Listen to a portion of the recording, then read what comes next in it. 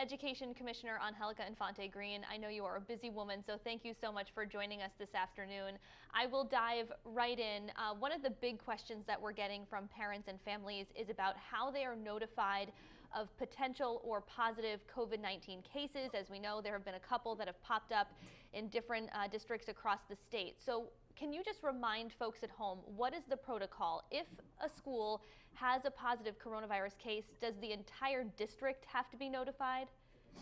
No, not really. So the school community should be notified, but it doesn't have to be. It's only the impacted. And remember, there is their privacy. So there are HIPAA privacy factors that we need to take into account, but we will notify the immediate community. And when RIDO does the contact tracing, the people that are in immediate contact are those that are being notified as well to quarantine. So is it possible then, Commissioner, for there to be a case within a school and to not have the entire school community aware about it? Could be. We don't recommend it. We recommend that everybody know, but it could be. It could be if it doesn't impact you. It all depends on the makeup of the school. If they have stable pods and the kids don't interact and the teachers don't interact, it really affects like that one classroom or depending on where the case is. We recommend that they notify the community so that there's no misunderstanding and that everyone is aware.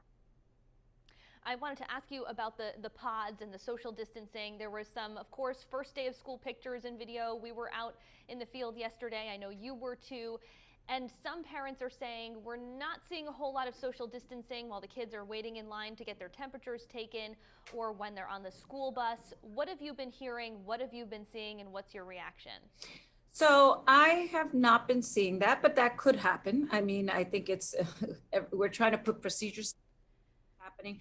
But I have to also remind everyone that close contact is 15 minutes closer than 6 feet, right? So if you're in less than 6 feet for less than 15 minutes, you're okay, right? You're not a close contact. So I think we have to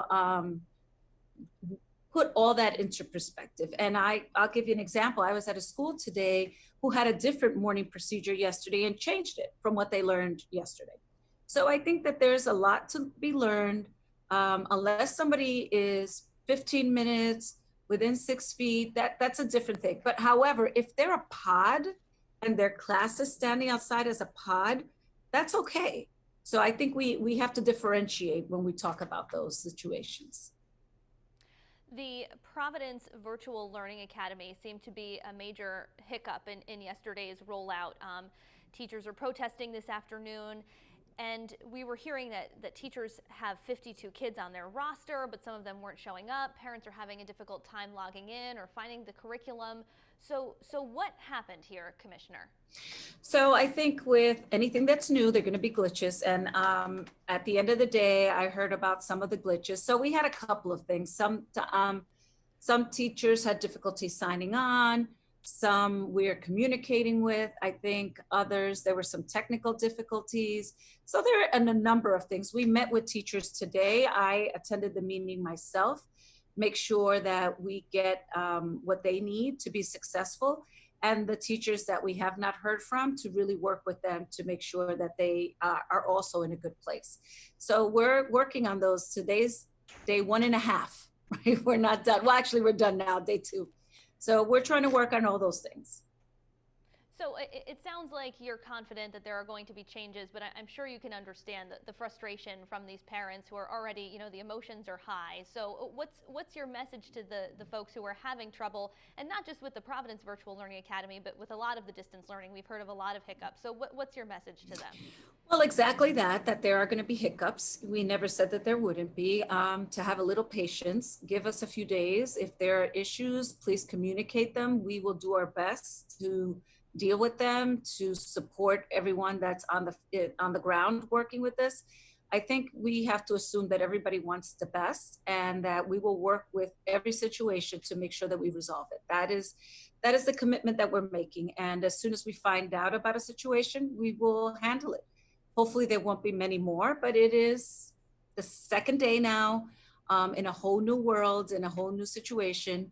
And I think that we just have to communicate and be supportive of one another. I asked some folks on Facebook what their questions for you would be, and a lot of them were asking about, preparation. How was the state and the districts preparing over the past couple of weeks in particular? And from one parent on Facebook named Ted, he said, why weren't the last 2 weeks after the delay from August 31st? Why weren't those weeks used to get every teacher, staff member, administrator, whoever is dealing with children, why weren't they all tested prior to the start of school? So I think if you recall, those 2 weeks, we got the testing up and running. Anyone can get tested. We have sites, teachers can log on, families can log on, and you will get the results right away. But it's really for people who are feeling symptoms. So what happens is, just to explain to everybody, if I have symptoms, my test will come back and give me a result. If I don't have symptoms and I'm coming in, I still will have to quarantine for the 14 days and will have to probably take the test again at the end, or when symptoms appear. So I think that it's a process. The most beneficial is if there are symptoms, but anyone can go get tested right now. Any student can get tested, any teacher can get tested free of charge. We have the testing centers, particularly for education, which includes teachers and students. So you're saying it's up to them. They need to take a proactive approach if they're not feeling well to go and get tested. That's right. And we have made it very clear to adults and parents and students, if you're not feeling well, don't come in. If you have any of the symptoms, go get tested. Or if you have allergies and you don't know if it's allergies or it might be something else, talk to your doctor or your pediatrician and go get tested. It's free of charge. It's meant you'll get the information right away. We encourage that because we know, right? School started yesterday. We had some cases last week. We had cases over the weekend before school started. We had this in place because we know that this is going to be what happens. We had some cases of students that were being homeschooled. So I think that this is what we are preparing for. Our response is going to be the most important part. And we're here to support in any way we can. If you need more information, reach out to your particular districts. Systems are in place. They have been working. One of those systems, the Education Operations Center, do you have a number of how many calls that has received over the past 2 days and how those were handled? Not yet. I'm going to get a summary of that today. As you know, I was out in the field yesterday, so I will get a summary and I will be able to share that. And, when there's a case and there's support that's needed, the EDOC goes out as well. So goes out, supports. So I think we're in a good place right now in terms of responsiveness.